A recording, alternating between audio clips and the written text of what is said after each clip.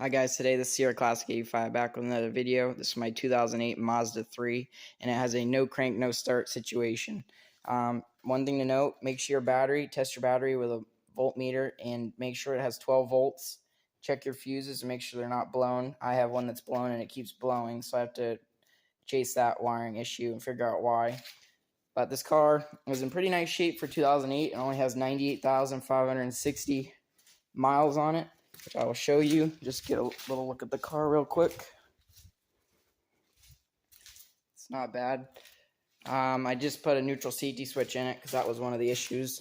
Also, the theft light was on, which is going to be right here. It'll be flashing red. If that happens to you, because it's common on these Mazdas, make sure you disconnect your battery for 10 minutes, and then before you plug it back in, make sure key is in the run position.